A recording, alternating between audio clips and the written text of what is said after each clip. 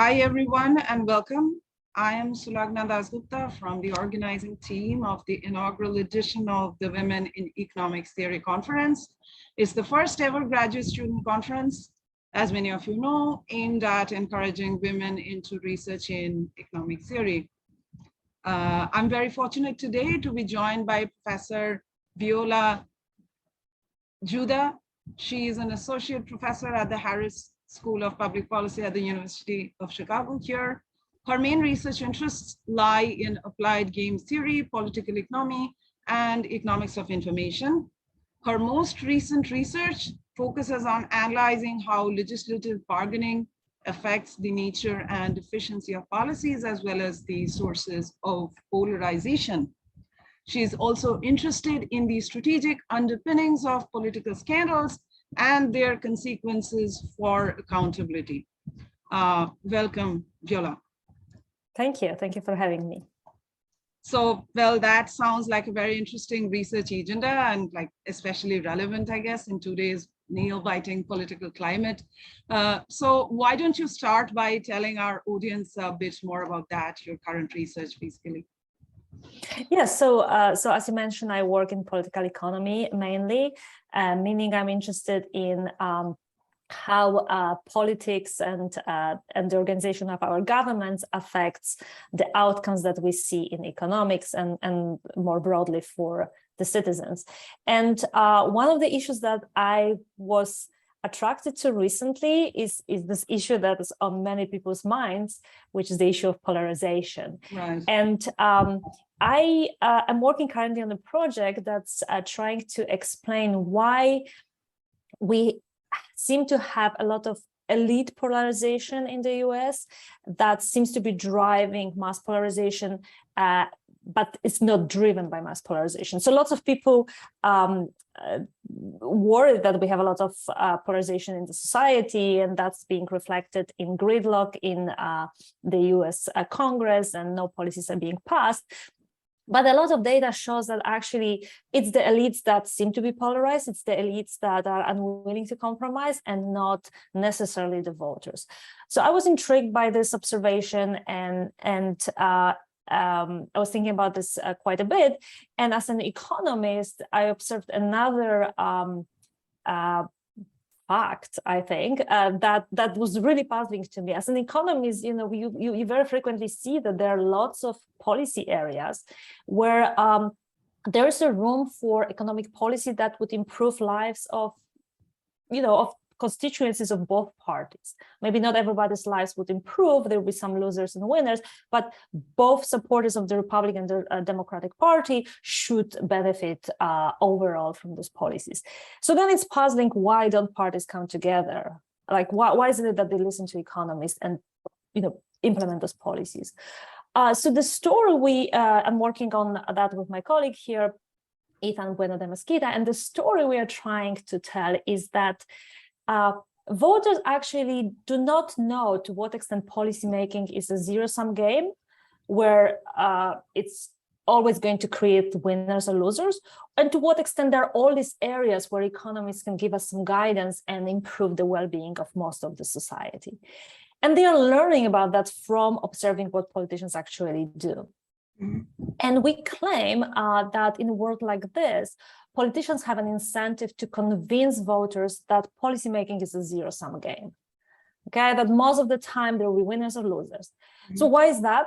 Well, think about, for example, a senator from Illinois. Illinois is a democratic state overall. So all else equal, a Democrat will expect to be re-elected.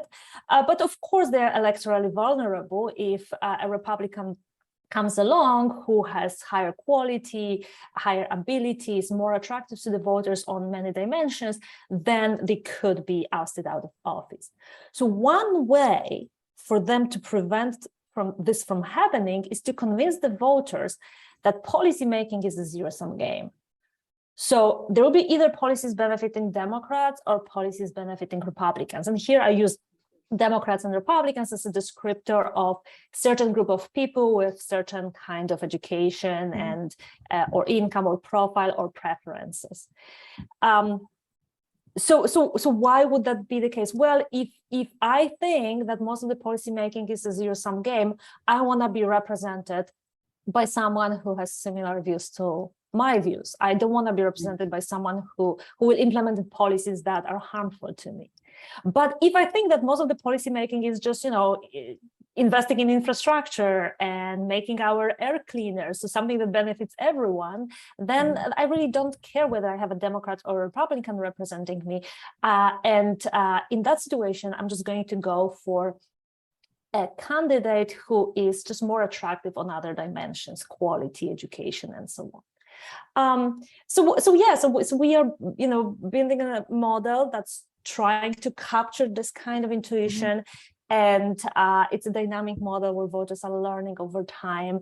And we are getting quite an interesting dynamic. We are getting, we can tell stories of how, depending on what the beliefs voters have at the beginning of the game, you can see periods of actually quite non-partisan policymaking, quite a lot of bipartisanship, and then suddenly this come to a halt, and voters are trapped in situations in which their representatives never engage in bipartisan policymaking afterwards.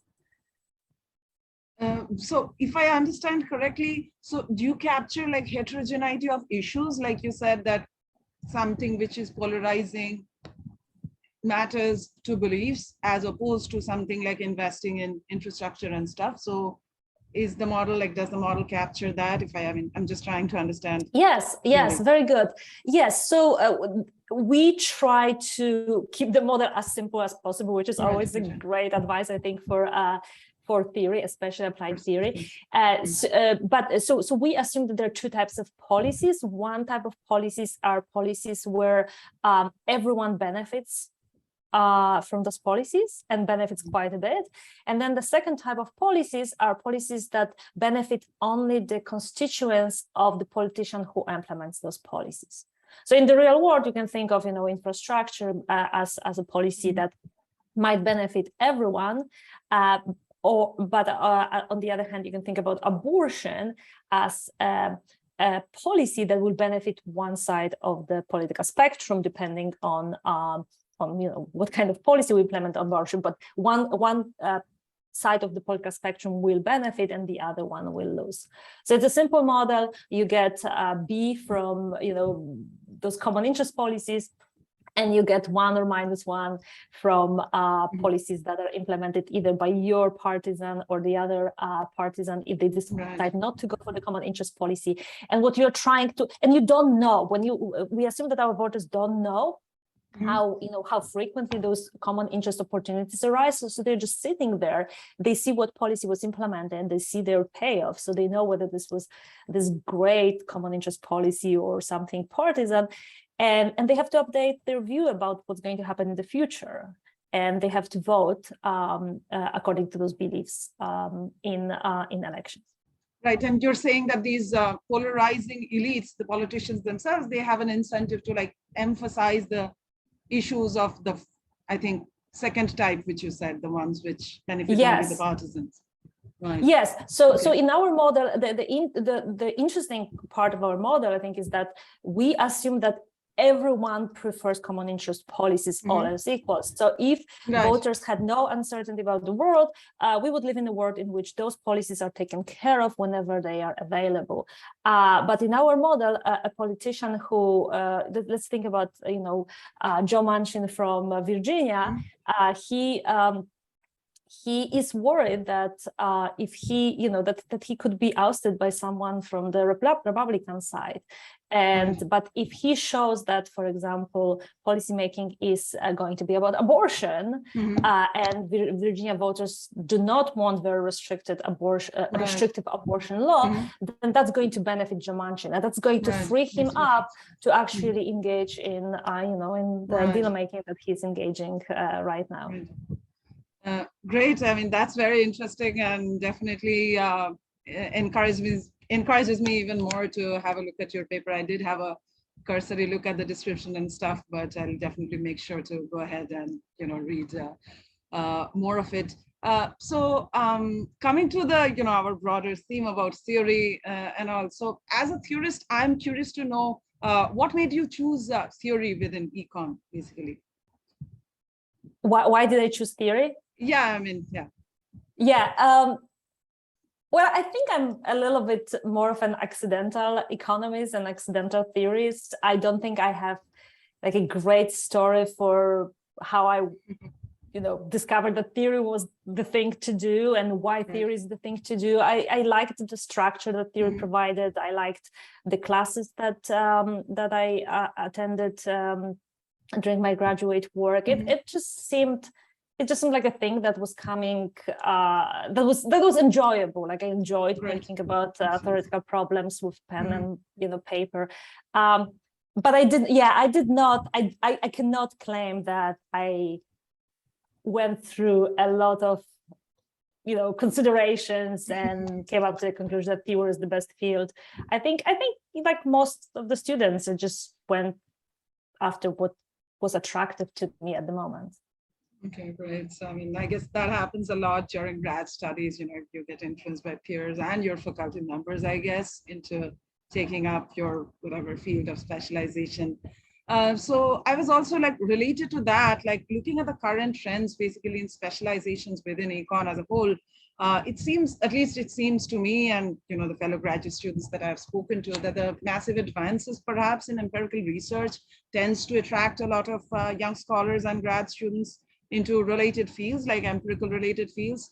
So do you think like theory could be like our field could be more popular within econ? And like, could you share any thoughts you might have on how our field, can become